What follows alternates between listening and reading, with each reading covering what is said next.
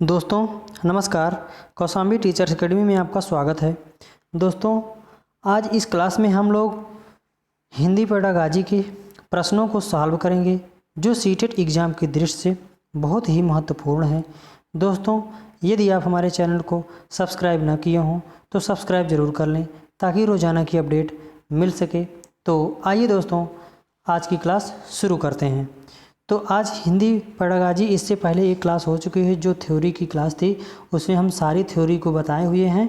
तो उसी पर आधारित आज ये क्लास है। तो आइए देखते हैं। तो आज की क्लास में हिंदी पेडागाजी का पहला क्वेश्चन क्या कह रहा है, सीखना किसी स्थिति के प्रति डॉट को दर्शाता है। यानी सीखना किसी स्थिति के प्रति किसको दर्शाता है, इसमें क्या दर्शाता है। तो सीखना जो है अभिक्रिया को दर्शाता है या सक्रिय प्रतिक्रिया को दर्शाता है या प्रक्रिया को दर्शाता है या फिर उपरोक्त में से किसी को नहीं दर्शाता है। तो जो लर्निंग होती है, जो सीखना होता है, किस चीज़ को दर्शाता है। तो सीखना जो है सक्रिय प्रतिक्रिया को दर्शाता है। बच्चे सक्रिय रहते हैं, प्रतिक्रिया करते हैं, उसके माध्यम से बहुत अच्छे तरीके से जो लर्निंग होती है या शिक्षण कार्य संपादित होता है। तो इसीलिए ये सीखना किसी स्थिति के प्रति को दर्शाता है, सक्रिय प्रतिक्रिया को दर्शाता है। उसके बाद दूसरा क्वेश्चन दिया गया है, अधिगम के संदर्भ में कौन सा कथन सत्य नहीं है। इसमें नेगेटिव आपको छांटना है। अधिगम के संदर्भ में कौन सा कथन सत्य नहीं है, यानी कौन सा कथन इसमें जो उपयुक्त नहीं होता है वो हमको छांटना है। तो पहला ऑप्शन दिया है व्यक्तिगत या व्यक्ति के सर्वांगीण विकास में सहायक, या दूसरा ऑप्शन है ज्ञान के व्यवहारिक प्रयोग में सहायक, या विषय वस्तु को रटकर याद करने में सहायक, या व्यक्ति के व्यवहार में परिवर्तन लाने में सहायक। तो अधिगम के संदर्भ में कौन सा कथन सत्य नहीं है, यानी नेगेटिव आपको छांटना है। तो बालक के सर्वांगीण विकास करना चाहिए अधिगम में, तो ये बात सत्य है। ज्ञान के व्यवहारिक जो प्रयोग में सहायक होता है, ये भी बात सत्य है। अब इसमें देखिए रटकर, बच्चे को कभी भी रटकर नहीं पढ़ाना चाहिए। विषय वस्तु को रटकर याद करने में सहायक, ये बात गलत है। व्यक्ति के व्यवहार में परिवर्तन लाने में, ये बात सही है। तो इसमें कह रहा है कौन सा बात ये इसमें उपयुक्त नहीं है या कौन सा कथन सही नहीं है। तो हमारा ऑप्शन नंबर 3 जो सही नहीं है, क्योंकि विषय वस्तु को रट कर ये पढ़ा रहा है या बच्चे को समझा रहे हैं या बता रहे हैं। तो जो रट कर पढ़ना होता है ये बालक के लिए बहुत हानिकारक होता है। बालक को हम रटने को कभी नहीं कहेंगे। तो ये हमारा अधिगम के संदर्भ में कौन सा कथन सत्य नहीं है, तो यही हमारा सत्य नहीं है। विषय वस्तु को रटकर याद करने में सहायक जो होता है अधिगम नहीं होता है उसमें। हाँ, समझ कर होता तो एक बार हम आंसर कर लेते। उसके बाद बच्चे विद्यालय आने से पहले क्या होते हैं। पहला ऑप्शन है भाषा के चारों कौशलों पर पूर्ण अधिकार रखते हैं, या अपनी भाषा की नियमबद्ध व्यवस्था की व्यवहारिक कुशलता के साथ आते हैं, या कोरी स्लेट होते हैं, या भाषा का समुचित उपयोग करने में सामर्थ्य नहीं होते हैं। क्या कह रहा है, बच्चे विद्यालय आने से पूर्व क्या होते हैं। तो बच्चे विद्यालय आने से पूर्व जो होते हैं, इसमें दूसरा ऑप्शन दिया अपनी भाषा की नियमबद्ध व्यवस्था की व्यवहारिक कुशलता के साथ विद्यालय आते हैं। क्योंकि 5 साल के बाद बच्चों का जो होता है एडमिशन होता है, उससे पहले जो होता है वो अपनी जो भाषा होती है, इसको मातृभाषा मान सकते हो, अपनी भाषा की नियमबद्ध व्यवस्था की व्यवहारिक कुशलता के साथ आते हैं। यानी जैसे जेंट्स है तो उसको क्या कर रहे हो बोलते हैं, अगर कोई लेडीज़ है तो क्या कर रही हो ऐसे बोलते हैं। यानी जो नियमबद्ध व्यवस्था ग्रामेटिकली जो छोटी छोटी जो समझदारी होती है उसके साथ विद्यालय आते हैं। तो यानी वो हमेशा भाषा बोलने में एक सामंजस्य बरतना स्टार्ट कर देते हैं कब, विद्यालय आने से पूर्व। इसीलिए हमारा अपनी भाषा की नियमबद्ध व्यवस्था की व्यवहारिक कुशलता के साथ बच्चे विद्यालय आते हैं। तो ये हमारा क्या हो जाएगा, स्कूल आने से पहले होता है, तो ये बात हमारा सही हो जाएगा। उसके बाद क्वेश्चन नंबर 4 है। क्वेश्चन नंबर 4 क्या कह रहा है। क्वेश्चन नंबर 4 कह रहा है बाल्यावस्था में किसी वस्तु तक पहुँचने, उसे पहचानने, बिना किसी सहारे के खड़े होना आदि किस प्रकार का अधिगम कहलाता है। कह रहा है बाल्यावस्था में किसी वस्तु तक पहुँचने, उसे पहचानने, बिना किसी सहारे के खड़े होना आदि किस प्रकार का अधिगम कहलाता है। तो ये कहलाता है दोस्तों, ये कहलाता है क्रियात्मक अधिगम।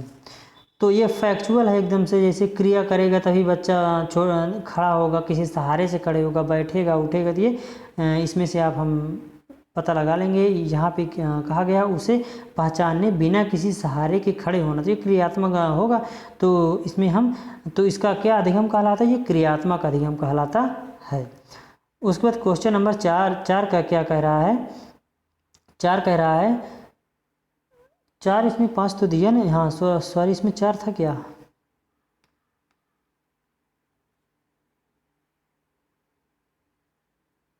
हाँ अच्छा ये क्वेश्चन 4 था ही।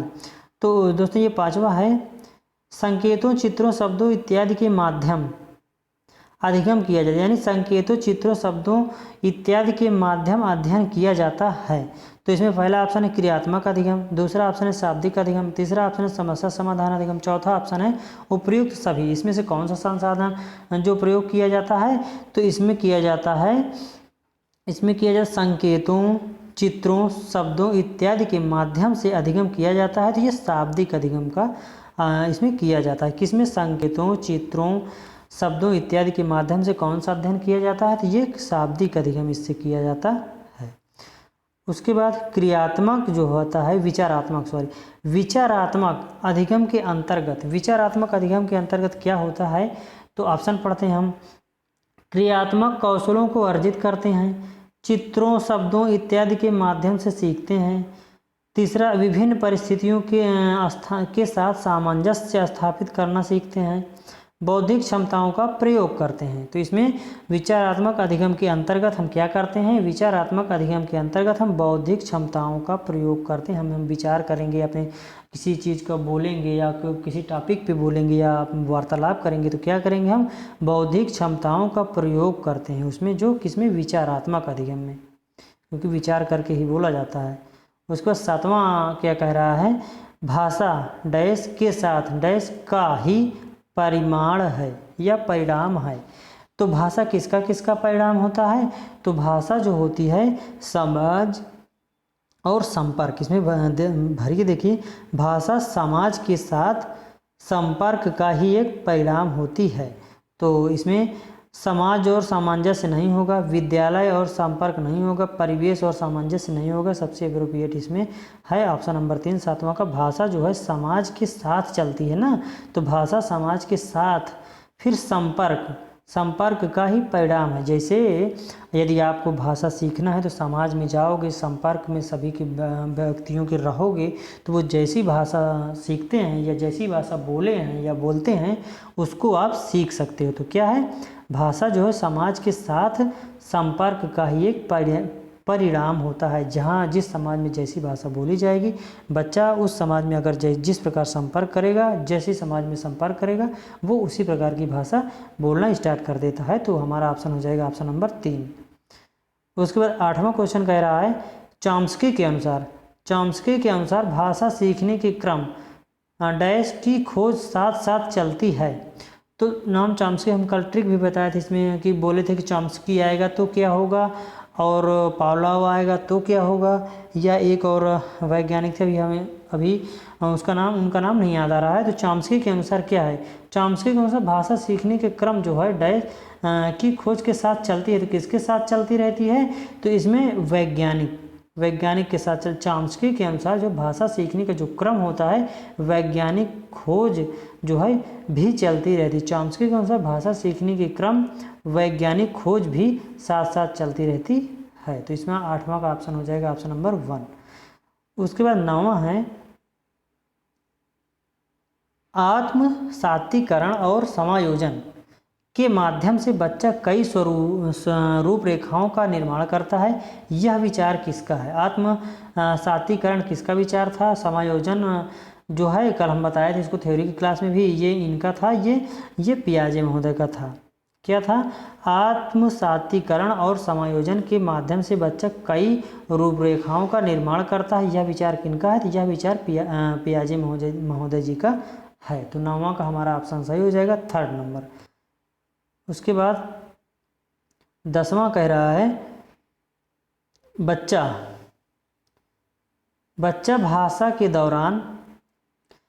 बच्चा अपनी भाषा के दौरान दो प्रकार की बोली बोलता है, यह कथन किसका है? बच्चा अपनी भाषा के दौरान दो प्रकार की बोली बोलता है, यह कथन किनका है? तो यह कथन जो है वाइगॉत्स्की जी का है। क्या? वाइगॉत्स्की जी का। भाषा जो है, बच्चा जो है अपनी भाषा के दौरान दो प्रकार की बोली बोलता है, यह कथन किनका है? यह कथन वाइगॉत्स्की का। ये जो सीधे सीधे कथन है दोस्तों, वो आपको याद करना ही पड़ेगा, क्योंकि इसमें कोई ट्रिक या टैग वर्ड या कुछ नहीं होता है। जो जिस वैज्ञानिक जो चीज़ बोला है वही आपको याद, सीधे सीधे उसी को याद करना है। तो बच्चा अपनी भाषा के दौरान दो प्रकार की बोली बोलता है, यह कथन किनका है? तो यह कथन वाइगॉत्स्की महोदय जी का है। तो 10वां का हमारा कौन सा सही हो जाएगा? 10वां का सही हो जाएगा दूसरा ऑप्शन। उसके बाद 11वां क्वेश्चन है, भाषा अर्जन को प्रभावित करता है। भाषा अर्जन को कौन प्रभावित करता है? तो ऑप्शन हम पढ़ते हैं। दैनिक जीवन का अनुभव या दैनिक जीवन अनुभव, समाज के साथ संपर्क, इच्छा शक्ति, उपरोक्त सभी। तो इसमें कौन प्रभावित करता है? तो इसमें भाषा अर्जन को प्रभावित करता है। तो भाषा अर्जन को सभी प्रभावित करते हैं, जैसे दैनिक जीवन में अनुभव भी प्रभावित करता है, समाज के साथ संपर्क जो होता है वो भी प्रभावित करता है भाषा अर्जन में, इच्छा शक्ति भी प्रभावित करती है। तो ये क्या है? ये उपरोक्त सभी इसका आंसर हो जाएगा। उसके बाद 12 नंबर का क्या है? 12 नंबर में दिया गया है, भाषा का अस्तित्व। भाषा का अस्तित्व एवं विकास समाज के बाहर नहीं हो सकता, यह कथन किसका है?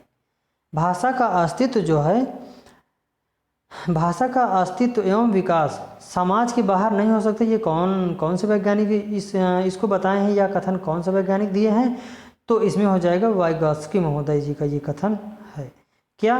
भाषा का अस्तित्व जो है, भाषा का अस्तित्व एवं विकास समाज के बाहर नहीं हो सकता, ये कौन बोले थे? वाइगॉत्स्की महोदय बोले थे। तो इसमें 12 नंबर का हो जाएगा तीसरा सही हो जाएगा। उसके बाद 13वां क्वेश्चन क्या कह रहा है? 13वां क्वेश्चन कह रहा है, भाषा सीखने के क्रम में बालक के अंतर्गत सर्वप्रथम किस अभिव्यक्ति का विकास किया जाता है? भाषा सीखने के क्रम में बालक के अंतर्गत सर्वप्रथम किस अभिव्यक्ति का विकास किया जाता है? तो सांकेतिक का, कि मौखिक का, कि लिखित का, या शिक्षण का, किस चीज़ का? तो इसमें जो होता है मौखिक अभिव्यक्ति का।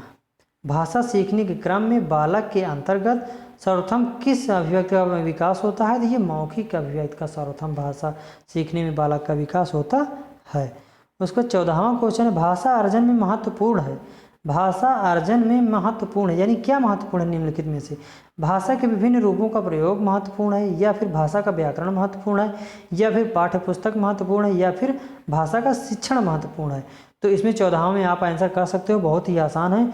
तो 14वां में जो है सबसे ज़्यादा क्या महत्वपूर्ण है? भाषा के विभिन्न रूपों का प्रयोग महत्वपूर्ण होता है, यानी ये प्रयोग के माध्यम से बालक बहुत अच्छे तरीके से अर्जन करते हैं, सीखते हैं। तो भाषा अर्जन में महत्वपूर्ण है प्रयोग, यानी भाषा के विभिन्न रूपों का प्रयोग जो है भाषा अर्जन में सर्वाधिक महत्वपूर्ण भूमिका निभाते हैं। उसके बाद व्याकरण, बच्चे को कोई लेना देना व्याकरण से नहीं होता है। हाँ, इसका जो है व्याकरण को शिक्षक को ज्ञान होना जरूरी होता है।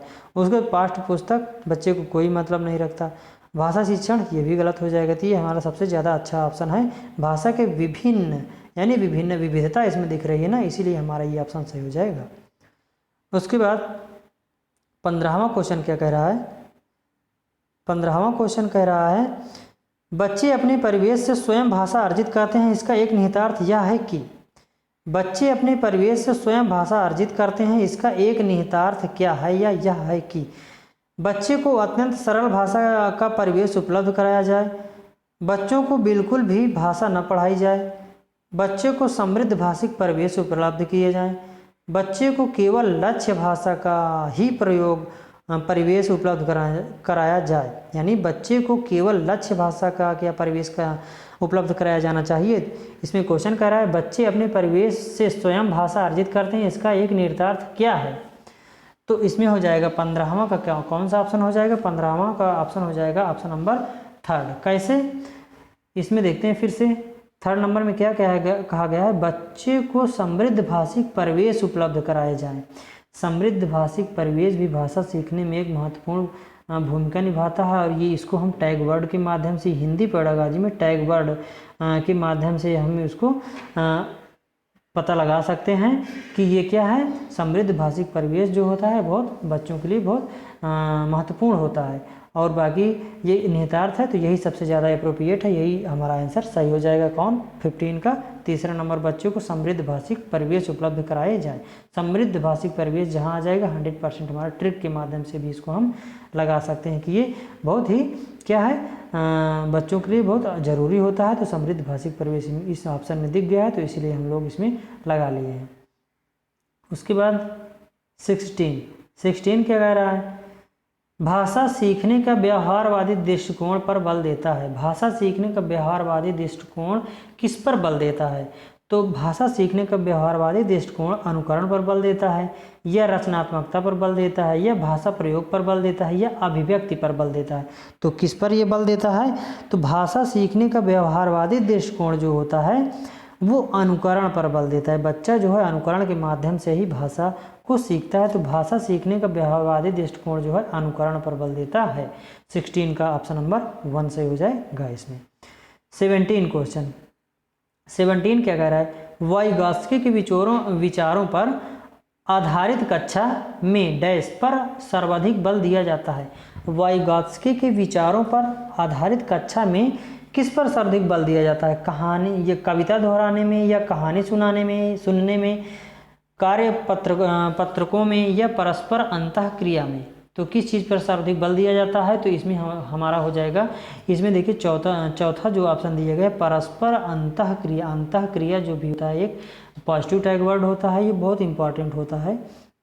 टैग वर्ड के माध्यम से हम जो सेकेंडों में आंसर लगा सकते हैं। तो ये परस्पर अंतःक्रिया के द्वारा बालक जो है बहुत अच्छे तरीके से सीखते हैं। तो वाइगॉत्स्की महोदय यही बोले थे कि वाइगॉत्स्की के विचारों पर आधारित में परस्पर अंतःक्रिया पर बालक जो है पर सर्वाधिक बल दिया, यानी वाइगॉत्स्की ने विचारों पर आधारित कक्षा में परस्पर अंतःक्रिया पर सर्वाधिक बल दिया। कौन?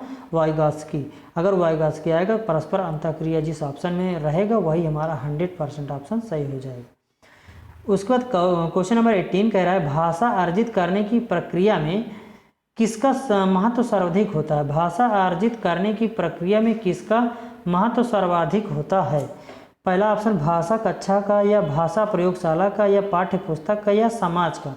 भाषा अर्जित करने की प्रक्रिया में किसका सर्वाधिक महत्व सर्वाधिक होता है या महत्वपूर्ण होता है? तो हमारा 18 का हो जाएगा समाज का। भाषा अर्जित करने की प्रक्रिया में सर्वाधिक जो महत्वपूर्ण होता है या महत्व होता है वो समाज का होता है। बालक जब बच्चा पैदा होता है, कुछ तो शुरुआत में वो परिवार में रहता है तो वहाँ से सीखता है, उसके बाद सर्वाधिक इसमें पूछा है तो सर्वाधिक जो है समाज का जो योगदान होता है। भाषा अर्जित करने की प्रक्रिया को किसका सर्वाधिक महत्व होता है में? तो समाज का सर्वाधिक महत्व होता है। दोस्तों बार बार इसलिए पढ़ते हैं कि बार बार क्वेश्चन पढ़ने से उसका आंसर क्लियर हो जाता है कि इसका आंसर क्या होगा। आप एक बार सीटेट के क्वेश्चन में आप एक बार पढ़ने पर आंसर नहीं निकाल सकते हैं, इसीलिए हमारा अनुकरण भी कर सकते हैं। आप बार बार क्वेश्चन पढ़ें, उसमें जितनी बार आप क्वेश्चन पढ़ेंगे तुरंत उसका ऑप्शन कौन कौन निगेटिव है कौन कौन पॉजिटिव अपने आप पता उसका चल जाता है। उसके बाद भाषा अर्जित करने में वाइगॉत्स्की ने किस पर सर्वाधिक बल दिया? यही था क्या? नहीं, चलो देखते हैं इसको। भाषा अर्जित करने में वाइगॉत्स्की ने किस पर सर्वाधिक बल दिया? तो ऑप्शन नंबर 1 है भाषा की पाठ्यपुस्तक पर, समाज में होने वाले भाषा प्रयोगों पर, या परिवार की बोली जाने वाली भाषा पर, या फिर कक्षा में बोलने वाली जानी भाषा पर। तो वाइगॉत्स्की महोदय हैं, हमें आपको ट्रिक क्या बताएं, आप तुरंत इसमें आप आंसर लगा सकते हैं। तो 19 का क्या हो जाएगा? जब वाइगॉत्स्की रहेगा तो हमेशा समाज आएगा, तो इसमें हमारा समाज आया हुआ है, तो ऑप्शन नंबर 2 इसका आंसर 100% हो जाएगा। वाइगॉत्स्की ने किस पर सर्वाधिक बल दिया? तो समाज में होने वाले भाषा प्रयोगों पर सर्वाधिक बल दिया था। उसके बाद भाषा का अस्तित्व, भाषा का अस्तित्व एवं विकास जो है डैश के बाहर नहीं हो सकता। किसके बाहर नहीं हो सकता? पहला ऑप्शन है विद्यालय, फिर साहित्य, फिर समाज, फिर विद्यालय। किसके बाहर नहीं हो सकता है? तो इसको एकदम इजी आसान है, आप 2 सेकंड में इसका आंसर कर सकते हैं। तो इसमें कौन सा सही हो जाएगा? तो अस्तित्व, भाषा का अस्तित्व जो है, अस्तित्व एवं विकास जो है समाज के बाहर नहीं हो सकता। अगर आप जंगल में किसी बच्चों को छोड़ आओगे तो वो जंगली जो जिस माहौल में रहेगा, जिस समाज में रहेगा, जंगली जीवों के पास रहेगा, तो वो केवल इधर उधर की भाषा जो जंगली जानवर बोलते हैं वही सीखेगा। लेकिन भाषा का अस्तित्व जो है एवं विकास समाज के बाहर नहीं हो सकता है। तो इसीलिए समाज, भाषा सीखने में समाज बहुत महत्वपूर्ण भूमिका निभाता है। तो 20 का तीसरा ऑप्शन सही हो जाएगा। उसके बाद 21वां क्वेश्चन क्या कह रहा है? 21वां क्वेश्चन कह रहा है प्राथमिक स्तर पर विद्यालय के भाषा शिक्षण के संदर्भ में कौन सा कथन सही है? तो कौन सा कथन सही है? प्राथमिक स्तर पर विद्यालय के भाषा शिक्षण के संदर्भ में कौन सा ऑप्शन सही है, उसको हमको पता लगाना है। तो 21 का ऑप्शन हम पढ़ते हैं। सतत रूप से की जाने वाली टिप्पणियाँ एवं अनवरत अभ्यास भाषा सीखने में रुचि उत्पन्न करती हैं, या बच्चे समृद्ध भाषिक परिवेश में सहज रूप से स्वतः भाषा में सुधार कर सकते हैं, या फिर बच्चे की भाषाई संकल्पनाओं और विद्यालय के भाषाई परिवेश में विरोधाभासी भाषा सीखने में सहायक करता है, या फिर बच्चे भाषा की जटिल और समृद्ध संरचनाओं का ज्ञान विद्यालय में ही अर्जित करते हैं। तो इसमें आप कोई आंसर बता सकते हैं। रुकिए हम इसको सारा लेके आते नहीं आ पाएगा दोस्तों। इसमें सबसे बड़ी बात ये होती है कि इसमें बहुत लेंदी क्वेश्चन होते हैं, बार बार पढ़ने पर ही इसमें आंसर क्लियर हो पाता है। तो इसमें प्राथमिक स्तर पर विद्यार्थियों के भाषा शिक्षण के संदर्भ में कौन सा कथन सही है? तो 21 का हम क्वेश्चन पढ़ चुके हैं। आप सही है कौन सा कथन आप लगा सकते हैं। तो इसमें हमारा ऑप्शन जो है दूसरा सही हो जाएगा। बच्चे समृद्ध भाषिक परिवेश में सहज रूप से स्वतः भाषा सुधार सकते हैं। समृद्ध भाषिक परिवेश भी जो होता है एक पॉजिटिव टैग वर्ड होता है। इसके साथ ही ये बच्चे समृद्ध भाषिक परिवेश में सहज रूप से जो स्वतः भाषा में सुधार कर सकते हैं। हमारा ऑप्शन ये सही हो जाएगा। किसमें? प्राथमिक स्तर पर विद्यार्थियों के भाषा शिक्षण के संदर्भ में कौन सा कथन सही है? तो हमारा यही है, समृद्ध भाषिक परिवेश जो है प्राथमिक स्तर पर बहुत अच्छा होता है। तो हमारा ऑप्शन दूसरा सही हो जाएगा। दोस्तों एक आध वीडियो में हम आपको जो हिंदी पैडागॉजी का जो टैग वर्ड होता है ना, उसको भी आपको बता देंगे, ताकि आपको भी इसमें भी आप टैग वर्ड के माध्यम से, जो ट्रिक के माध्यम से आप आंसर तुरंत पता कर पाएंगे। तो एक आध वीडियो में इसमें हम कभी बना देंगे। तो इसमें क्या हो जाएगा? प्राथमिक स्तर विद्यार्थियों की भाषा शिक्षण के संदर्भ में कौन सा कथन सही है? तो ये है बच्चे के समृद्ध भाषिक परिवेश में सहज रूप से भाषा स्वतः सुधार कर सकते हैं। उसके बाद दोस्तों आज यहीं तक है। 20 क्वेश्चन तक आज हम किए हुए, 21 क्वेश्चन तक किए हैं। दोस्तों हमारी वीडियो कैसी लगी आप कमेंट बॉक्स में बता सकते हैं। और हमारे चैनल पे यदि आप नए हैं या पहली बार आए हैं तो हमारे चैनल को लाइक और सब्सक्राइब कर लें। दोस्तों इसी तरह की वीडियो हम रोज़ाना लेके आएंगे ताकि उस वीडियो की आपको नोटिफिकेशन मिल सके। Thanks to all. जय हिंद।